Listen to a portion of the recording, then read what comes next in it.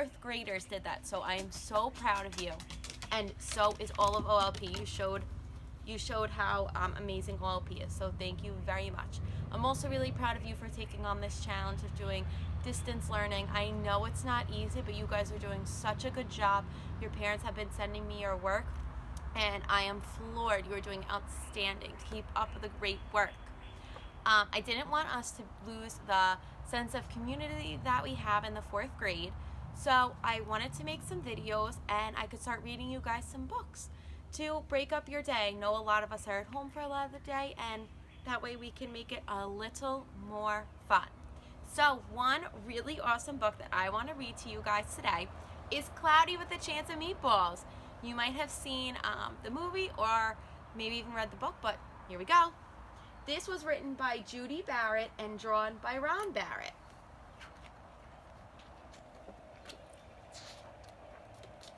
We were all sitting around the big kitchen table. It was Saturday morning, pancake morning. Mom was squeezing oranges for juice. Henry and I were betting on how many pancakes we could each eat, and Grandpa was doing the flipping.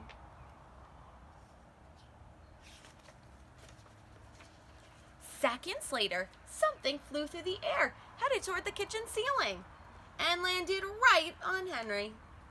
After we realized that the flying object was only a pancake, we all laughed, even Grandpa. Breakfast continued quite uneventfully. All the other pancakes landed in the pan, and all of them were eaten, even the one that landed on Henry.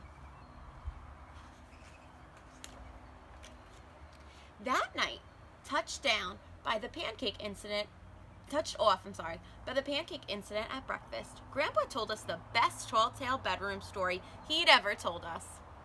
Across an ocean, over lots of huge bumpy mountains, across 3 hot deserts and 1 smaller ocean, there lay the tiny town of Chew and Swallow.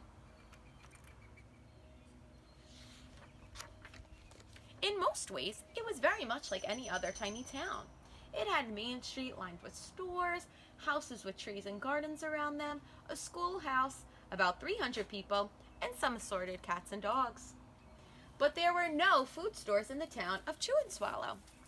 They didn't need any. The sky supplied all the food they could possibly want.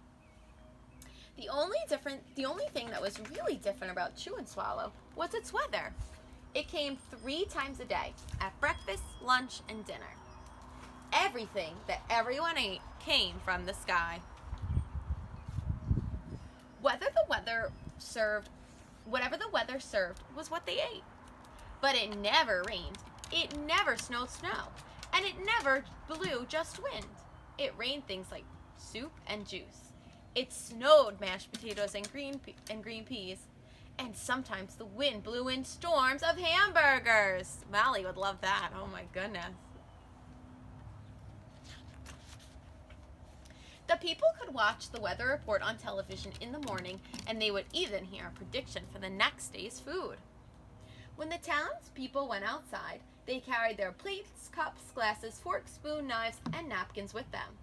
That way they would always be prepared for any kind of weather.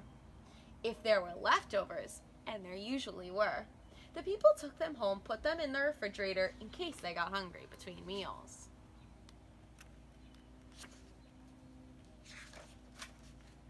The menu varied. By the time they woke up in the morning, breakfast was coming down. After a brief shower of orange juice, low clouds of sunny-side-up eggs moved in, followed by pieces of toast. Butter and jelly sprinkled down for the toast, and most of the time it rained milk afterwards. For lunch one day, frankfurters, already in their rolls, blew in from the north.